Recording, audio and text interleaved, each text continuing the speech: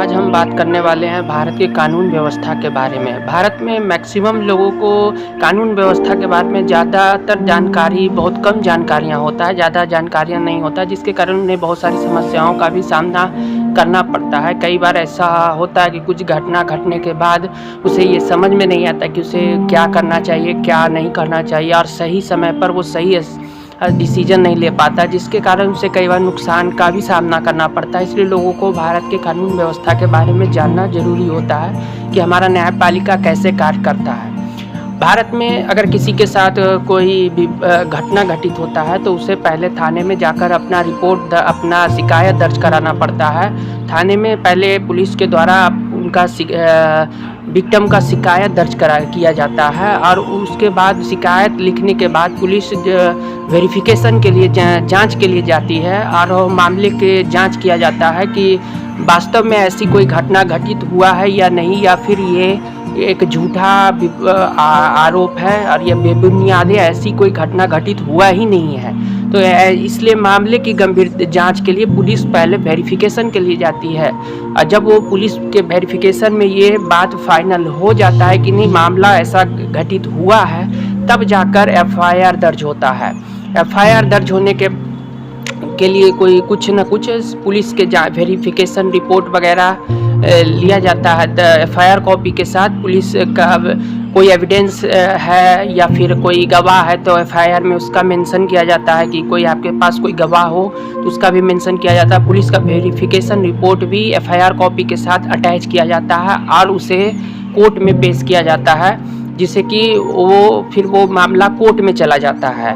फिर वो मामला कोर्ट में जाने के बाद ये कोर्ट फिर ये मामले की उस रिपोर्ट को देखती है। उसके बाद दो नोटिस आरोपित को कोर्ट के द्वारा नोटिस दिया जाता है कि इस डेट पर आपको कोर्ट में हाजिर होना होगा, और अगर आरोपित उस डेट पर कोर्ट में हाजिर नहीं होता है तो ऐसे में कोर्ट का अवमानना का केस भी उस पर चल सकता है कि आपने कोर्ट के बात को नहीं माना है, आपने कोर्ट का अवमानना किया है, कोर्ट के ऑर्डर को फॉलो नहीं किया है, इसलिए उसके खिलाफ कोर्ट के अवमानना का केस भी चल सकता है। इसलिए कोर्ट के नोटिस डेट पर पहुंचना जरूरी होता है। अगर नहीं पहुंचते तो उसका फिर कारण आपको बताना होगा कि आपने डेट पर क्यों नहीं पहुंचे, तो इसका आरोपित को उसका कारण बताना पड़ता है।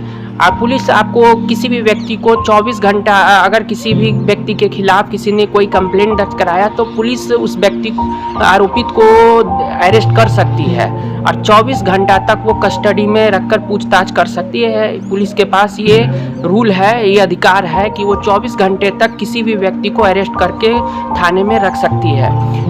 लेकिन 24 घंटे के बाद 24 घंटे के अंदर ही उन्हें कोर्ट में पेश करना होता है, जिसके बाद अगर आगे की कस्टडी रखना हो तो कोर्ट से अप्रूवल लेना होता है। एफआईआर कॉपी होना जरूरी होता है। एफआईआर दर्ज होने के बाद ही आगे का अप्रूवल मिलता है। बिना एफआईआर कॉपी और पुलिस वेरिफिकेशन रिपोर्ट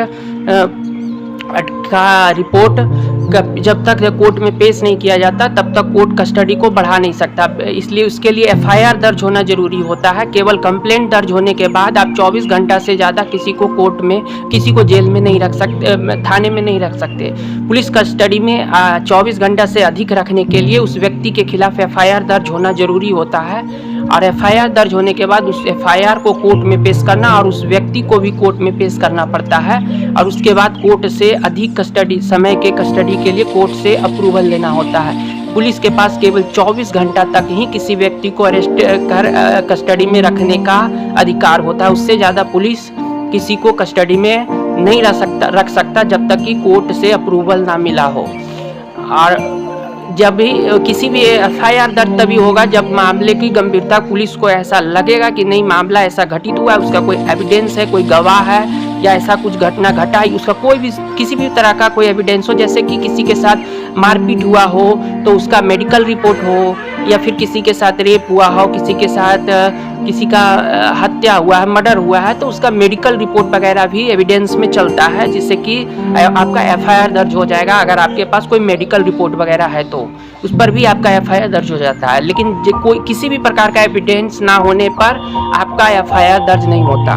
एफआईआर दर्ज करने के लिए किसी भी प्रकार का एविडेंस या गवाह का होना जरूरी होता है। रिपोर्ट तो आप दर्ज करा सकते हो, कोई भी जाकर थाने में रिपोर्ट दर्ज करा सकता है। पुलिस का ये ड्यूटी है कि वो उस रिपोर्ट को दर्ज करे। अगर ऐसा नहीं होता, अगर वो कंप्लेन को दर्ज नहीं करता, तो आप उसके खिलाफ उनके खिलाफ सीनियर्स के पास कंप्लेंट दर्ज करा सकते हैं, या फिर आप मजिस्ट्रेट के पास भी जा सकते हैं। अगर थाने में आपका एफआईआर दर्ज नहीं किया जाता, रिपोर्ट दर्ज नहीं किया जाता, तो फिर आप डायरेक्ट मजिस्ट्रेट के पास भी जा सकते हैं। लेकिन आपके पास कोई प्रूफ होना चाहिए, कोई डॉक्यूमेंट्स वगैरह, या फिर कोई एविडेंस हो, या फिर कोई गवाह हो। ऐसा कुछ होने पर अगर मजिस्ट्रेट को लगता है कि नहीं ऐसा घटने में कुछ सच्चाई है, तो फिर वो आपका एफआईआर मजिस्ट्रेट के पास भी दर्ज हो सकता है। उसके लिए थाने में जाना जरूरी नहीं होता, लेकिन पुलिस को फिर उसके लिए जवाबदेही हो जाता है कि आपने एफआईआर दर्ज क्यों नहीं किया। लेकिन बिना कोई वैसा एविडेंस हुए, बिना किसी प्रूफ के एफआईआर दर्ज थाने में भी नहीं होगा, ना मजिस्ट्रेट के पास होगा। जब तक ये सिद्ध नहीं होता कि नहीं ऐसा कोई घटना घटित हुआ है, तब तक एफआईआर दर्ज होगा ही नहीं। आपका थाने में कंप्लेंट तो दर्ज लिया जाएगा, लेकिन एफआईआर दर्ज नहीं होता है। और अगर आपका कोई ज़मीन संबंधित विवाद है, तो आपको ज़मीन का सर्वे कराना होगा किसी गवर्नमेंट अमीन के द्वारा, और उस अमीन के द्वारा जो सर्वे रिपोर्ट दिया जाएगा, उस सर्वे रिपोर्ट के आधार पर आप थाने में जाकर कंप्लेंट दर्ज करा सकते हैं कि ये हमारा ज़मीन का सर्वे रिपोर्ट है, जो कि गवर्नमेंट के द्वारा लीगली दिया गया है, और ये जिससे कि ये प्रूफ होता है कि ये ज़मीन हमारा है और इस पर अवैध रूप से किसी ने कब्जा कर रखा है। तो पुलिस वहाँ पे जाकर अवैध जो भी कंस्ट्रक्शन हो या अवैध जो भी कब्जा हो, उसे हटा सकती है, उसके साथ सख्ती कर सकती है और उसे हटा सकती है। लेकिन अगर ऐसे आरोपित को का कहना हो कि नहीं ये मेरा लीगल ज़मीन है, ना कि हमने इस पर अवैध कब्जा किया है, तो फिर उसे भी एक कंप्लेंट दर्ज कराना होगा और डॉक्यूमेंट के साथ एफआईआर दर्ज कराना होगा कि नहीं ये ज़मीन हमारा है, हमने इस पर कोई अवैध कब्जा नहीं किया, बल्कि ये ज़मीन हमारा लीगली हमारा है, वास्तविक रूप से मेरा ज़मीन है। तो फिर हम उसके खिलाफ एफआईआर दर्ज कराएंगे। तो फिर वो मामला कोर्ट में जाएगा, कोर्ट में फिर उसे मामले को देखा जाएगा। उसके बाद दोनों ही पक्ष को कोर्ट के तरफ से नोटिस भेजा जाएगा कि आपको इस डेट पर अपने डॉक्यूमेंट्स वगैरह लेकर कोर्ट में हाजिर होना होगा, और उस डॉक्यूमेंट्स के आधार पर फिर कोर्ट में ये जांच किया जाता है कि ये ज़मीन वास्तव में आपका है या नहीं है। अगर ये उसी समय ये फाइनल हो जाता है कि नहीं ये ज़मीन किसका है, तब तो कोर्ट उसी समय भी डिसीजन दे सकता है, नहीं तो फिर वो मामला लंबे समय तक भी चल सकता है। और जब तक ये तय नहीं हो जाता कि ये ज़मीन किसका है, तब तक दोनों ही पक्ष में से कोई भी उस पर किसी भी प्रकार का कंस्ट्रक्शन नहीं कर सकता। कोर्ट के द्वारा उस पर स्टे लगा दिया जाता है, और दोनों ही पक्ष में से कोई भी उस पर किसी भी प्रकार का कंस्ट्रक्शन नहीं कर सकता है, जब तक कि उस मामले की सुनवाई ना हो जाए। आपको फिर जब कोई भी मामला कोर्ट में चला जाता है, उसके बाद पुलिस के द्वारा कोर्ट में भी कार्रवाई चलता है। वकील जो भी है विक्टिम का जो वकील होता है, पहले अपना वो काम करता है। वहाँ विक्टिम से पहले कोर्ट में गवाह लिया जाता है कि विक्टिम के द्वारा कोर्ट में गवाह दिया जाता है कि हाँ हमारे साथ ऐसी ऐसी घटनाएं घटित हुआ है, जिसका हमारे पास कोई गवाह और भी है जो आई विटनेस हो या कुछ और हो, या हमारे कोई सबूत हो, तो वो कोर्ट में पेश किया जाता है। सबूत हो तो वो भी कोर्ट में पेश किया जाता है। उसके बाद मामला कोर्ट में सुनवाई शुरू होता है। उसके बाद आरोपित से पूछा जाता है कि क्या आपके साथ आपने ऐसी कोई घटना, आपने ये जुर्म किया है? अगर आपने ये जुर्म किया है तो क्या आप इसे एक्सेप्ट करते हो कि क्या आपने ये जुर्म किया है? अगर आप ये आरोपित के द्वारा ये एक्सेप्ट कर लिया जाता है कि हाँ हमने ये जुर्म किया है, तो फिर कोर्ट उसे के मामले को समाप्त कर विक्टिम जो भी आरोपित है उसे सज़ा का जो भी उचित सज़ा है उसे उसके लिए जजमेंट दे सकती है। उसे जो भी सज़ा का मिलना चाहिए वो कोर्ट के द्वारा दिया जा सकता है। ऐसे में जो भी एक्सेप्ट कर लेता है कि हमने ये जुर्म किया, तो उसे कुछ रिलीफ वगैरह भी मिल जाता है, जिससे कि उम्र में कुछ सज़ा में कुछ छूट वगैरह भी मिल जाता है, जो कि आप खुद से अपना गुनाह कबूल कर लेता है। लेकिन जब गुनाह कबूल नहीं करता है तो ये फिर मामला कोर्ट में लंबे समय सुनवाई में चला जाता है। दोनों पक्षों से गवाहों के द्वारा सुना जाता है। अगर आरोपित पक्ष के द्वारा किसी भी व्यक्ति को कहा जाए कि ये व्यक्ति हमारे पक्ष से गवाह दे सकता है, ये उस समय उपस्थित था, तो उस व्यक्ति को कोर्ट के द्वारा बुलाया जा सकता है और उस व्यक्ति को कोर्ट में आना होगा। कोर्ट के ऑर्डर के थ्रू उसे बुलाया जाता है, ये कोर्ट का ऑर्डर होता है और इसलिए उस व्यक्ति को कोर्ट के ऑर्डर को मानते हुए कोर्ट में हाजिर होना पड़ता है और जो भी हो गवाह उसे देना होता है। तो इस तरह फिर आगे के मामले जो है कोर्ट में चलता है। अगर किसी व्यक्ति पर मर्डर केस हो या रेप केस हो तो ऐसी घटनाएं भारत में ज़्यादा ना हो, तो आजकल रेप की घटनाएं भारत में बहुत ज़्यादा घटित हो रही है, तो इसलिए ऐसे केसों में ये ज़्यादातर नॉन बेलेबल होता है, इसमें बेल जल्दी मिलता नहीं है। मामले की गंभीरता को देखते हुए, क्योंकि एफआईआर दर्ज तभी होता है जब कोई एविडेंस हो और फिर पुलिस का चार्जशीट देखा जाता है कि कुछ दिनों जब मामला कोर्ट में चला जाता है एफआईआर दर्ज होने के बाद, तो पुलिस फिर उस मामले का जांच पड़ताल करती है और जब मामले की जांच पड़ताल होता है तो उसके बाद पुलिस चार्जशीट तैयार करती है और पूरा चार्जशीट बनाकर कोर्ट में पेश करती है। तो जब भी किसी को अगर बेल लेना हो तो पुलिस का चार्जशीट उस पर बहुत मायने रखता है। बेल तभी मिलता है कि आपके चार्जशीट में क्या लिखा गया है, पुलिस ने क्या लिखा है, उसके अनुसार वकील के द्वारा आरोपित पक्ष के वकील के द्वारा कोर्ट में पुलिस से बयान भी लिया जा सकता है, कोर्ट से पूछताछ भी किया जा सकता है। पुलिस को कोर्ट में जाकर बयान भी देना होता है और आरोपित पक्ष के वकील के द्वारा पूछताछ भी किया जा सकता है। वो पुलिस से सवाल जवाब भी कर सकता है कि आपने जो चार्जशीट बनाया उसमें क्या सही है क्या गलत है। लेकिन जो चार्जशीट या एफआईआर कॉपी दर्ज हो जाता है उसमें कोई करेक्शन ऐसे नहीं होता कि कोई भी उसे काट दे और कोई भी उसमें करेक्शन कर दे, क्योंकि फिर वो कैंसिल हो जाता है, वो बेकार हो जाता है कि आपने कोई एफआईआर कॉपी बनाकर लिखा और उसके बाद कोर्ट में या कहीं जाकर उस पर करेक्शन कर दिया गया, तो वो फिर एफआईआर कॉपी वो बेकार हो जाता है, फिर न्यू दर्ज करना पड़ेगा, वो फिर किसी काम का नहीं रह जाता।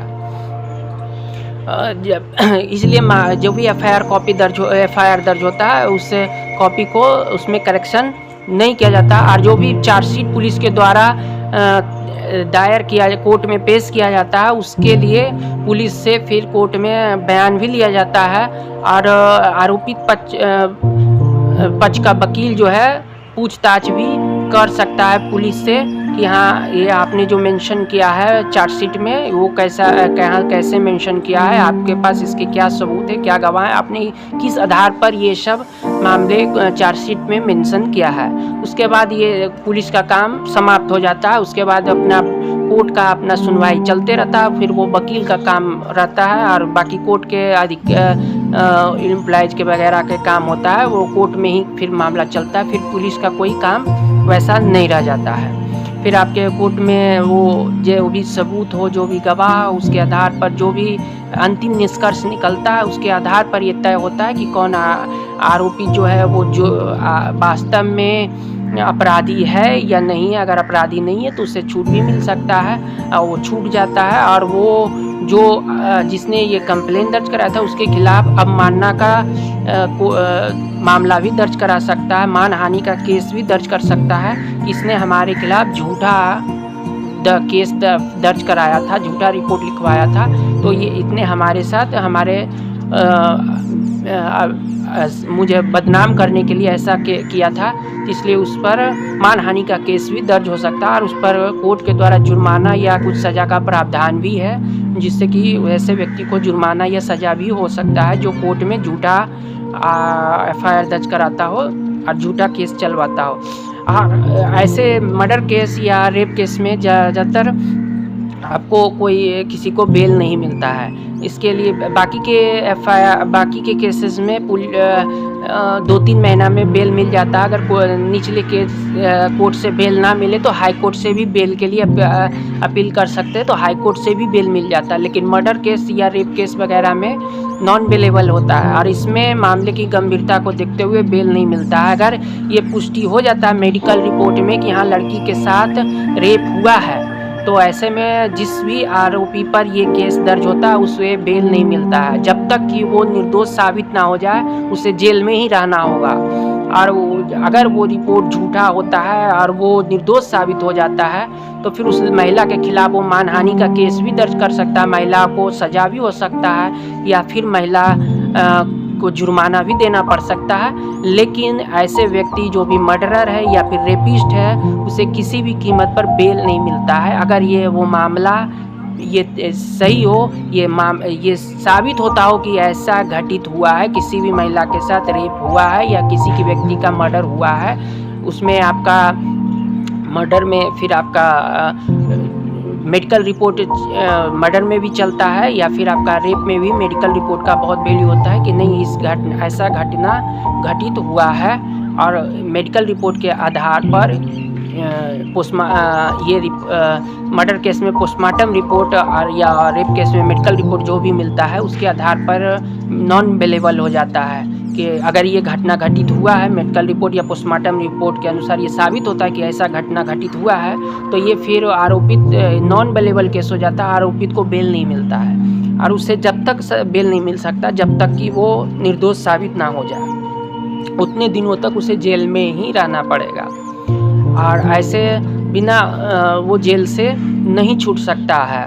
बेल ऐसे छोटे मोटे आरोपियों के लिए उसे बेल मिल जाता है, लेकिन रेप केस या मर्डर केस वगैरह में नॉन बेलेबल होता है, उसमें जल्दी बेल नहीं मिलता है। और अगर लड़कियों के साथ कोई छेड़छाड़ वगैरह करता है तो पुलिस उसे 24 घंटे तक कस्टडी में रख सकती है, उसके साथ थोड़ा बहुत सख्ती भी कर सकती है, 24 घंटे तक कस्टडी में रख सकती है, लेकिन उससे ज़्यादा उस पर कुछ नहीं हो सकता। और अगर छेड़छाड़ के लिए फिर अगर ज़्यादा हुआ तो उसके लिए उसके पास कुछ सबूत, ये घटना घटित हुआ है, वो तो पहले एफआईआर दर्ज तभी होगा जब वो साबित होगा कि नहीं ऐसा घटना घटित हुआ, उसका कोई सबूत ही, उसका कोई गवाह हो। अगर कोई घट साबित नहीं होता, मामला ये साबित ही नहीं होता कि ऐसा कोई घटना घटित हुआ है या नहीं हुआ है, तो फिर उस पर एफआईआर दर्ज हो ही नहीं सकता। तो पुलिस 24 घंटे के लिए भले कस्टडी में रखकर पूछताछ कर सकती है, लेकिन उसके बाद उसको छोड़ना पड़ जाएगा क्योंकि एफआईआर दर्ज होगा ही नहीं। एफआईआर दर्ज करने के लिए कुछ ना कुछ एविडेंस का होना बहुत ज़रूरी होता है और तभी जाकर एफआईआर दर्ज होता है और तभी जाकर कोई आगे का एक्शन कार्रवाई होता है। अगर थाने में रिपोर्ट नहीं दर्ज होता है तो फिर हम सीनियर्स के पास जाकर भी रिपोर्ट दर्ज वगैरह के लिए कंप्लेंट दर्ज करा सकते हैं कि हाँ थाने में हमारा रिपोर्ट नहीं लिखा जा रहा, या फिर हम डायरेक्ट मजिस्ट्रेट के पास भी जाकर एफआईआर दर्ज करवा सकते हैं। लोअर कोर्ट के जजमेंट मिलने के बाद लोग हाई कोर्ट में अपील कर सकते हैं। हाई कोर्ट का जजमेंट आने के बाद लोग सुप्रीम कोर्ट में उसके खिलाफ अपील कर सकते हैं, लेकिन स्टेप बाय स्टेप ही ज़्यादातर केसों का सुनवाई पहले लोअर कोर्ट में ही शुरू होता है। जब लोअर कोर्ट का जजमेंट आ जाता है उसके बाद ही आप उसके अगेंस्ट में हाई कोर्ट में अपना अपील दायर कर सकते हैं, केस एफआईआर दर्ज कर अपील दायर कर सकते हैं। हाई कोर्ट में फिर सुनवाई होता है। जब हाई कोर्ट का जजमेंट आ जाता है उसके बाद ही आप फिर उसके अगेंस्ट सुप्रीम कोर्ट में भी अपना मामला दर्ज करवा सकते हैं और सुप्रीम कोर्ट का निर्णय ही अंतिम निर्णय होता है। लेकिन उसमें भी अगर आपको सुप्रीम कोर्ट का निर्णय मिलने के बाद भी अगर आपके पास कुछ एक्स्ट्रा एविडेंस वगैरह या कुछ गवाह मिल जाता है तो आप उसके खिलाफ फिर रिव्यू पिटीशन भी डाल सकते हैं सुप्रीम कोर्ट में, फिर रिव्यू पिटीशन डाल सकते हैं और फिर से उसका सुनवाई हो सकता है और दोबारा सुनवाई शुरू हो सकता है। अगर कोर्ट को ऐसा लगता है कि नहीं आपके पास जो सबूत है उसके आधार पर दोबारा सुनवाई किया जा सकता है तो फिर वो कोर्ट में दोबारा सुनवाई भी शुरू हो जाता है और फिर कोर्ट आपको दोबारा निर्णय जजमेंट भी दे सकता है और वो आखिरी जजमेंट होता है। लेकिन कहीं कहीं पर कोर्ट सुप्रीम कोर्ट के द्वारा भी फांसी देने के बाद राष्ट्रपति के द्वारा फांसी को उम्र कैद में कन्वर्ट किया जा सकता है। ऐसा भी भारत में प्रावधान है कि सुप्रीम कोर्ट के जजमेंट के बाद भी अगर किसी को फांसी का सज़ा मिला है तो उसे राष्ट्रपति